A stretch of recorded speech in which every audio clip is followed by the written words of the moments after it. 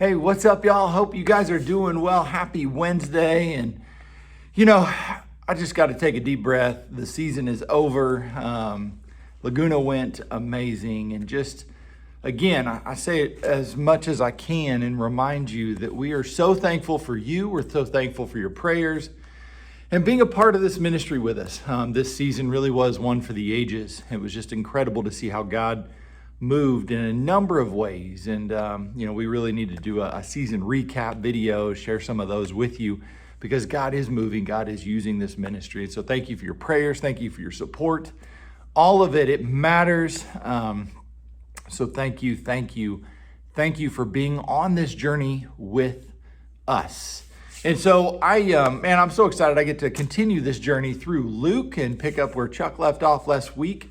And if you remember, Chuck talked about evil, that there's some real evil in this world. And we see that manifestation of evil right here in God's word. But I want you to think about the lens of today, that there is real evil all around us today. And so we're going to read through the text and then go from there. So we're going to pick it up in Luke 4:35, where it says, "But Jesus rebuked him, saying, 'Be silent and come out of him.' And when the demon had thrown him down in their midst, he came out of him, having done no harm." So again, here's the scene, right? Jesus, he goes to Capernaum, goes to the synagogue, is teaching. And in the synagogue is a guy that's demon possessed. And so real quick, that grabbed my attention. Homeboy is in the synagogue.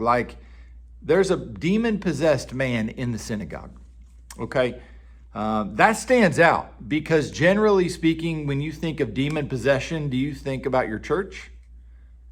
I mean, imagine, encountering somebody that's demon possessed at your church. And what does that look like? How would you respond? And so looking at here with Jesus, this guy's in the synagogue and he's demon possessed. Jesus is like, "Be silent and come out." Now, a couple things from that. Just number one, the be silent part stands out, but it's one of those Jesus oftentimes, he downplayed the significance of his messiahship, and he did so on purpose because he didn't want people to misread. He had a plan, he had a purpose, he had a timing, he had all of it. And so he didn't want this guy to go running out proclaiming that Jesus is the Messiah just yet. It wasn't time.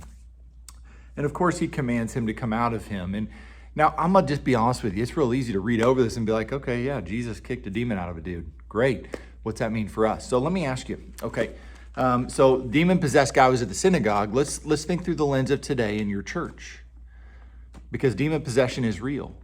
There's real manifestation of evil. And sure, you can think through Halloween and scary movies and that kind of demon. What about the demons of sexual addiction? What about the demons of substance abuse? What about the demons of things that we face regularly today?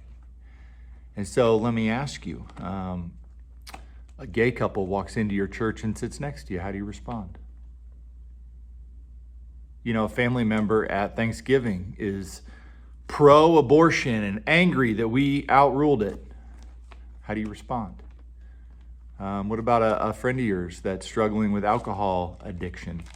What Jesus, and here's why I say that, because what Jesus didn't do was attack the man.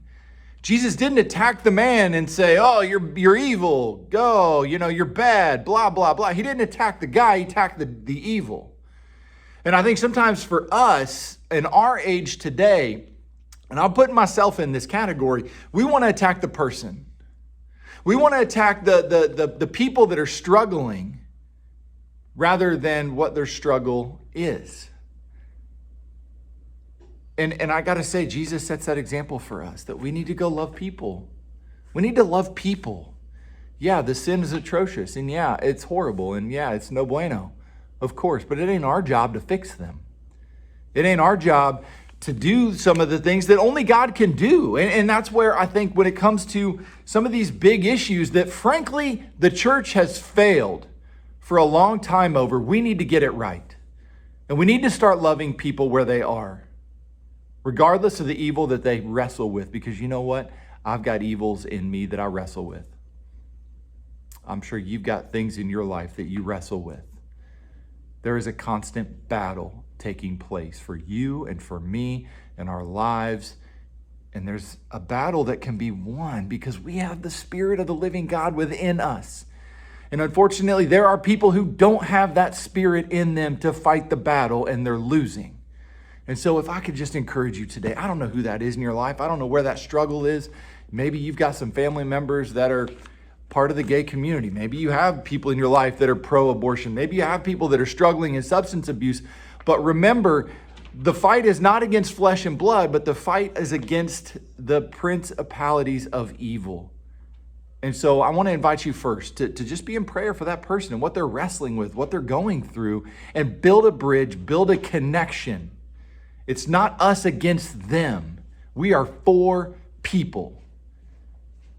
And I'll tell you what, when we just love people, it's amazing how God can use that love to cast out evil spirits, to help people where they're struggling. So anyway, y'all, hey, thanks for joining us here for a couple minutes. We look forward to seeing you back next week. Have a great Wednesday.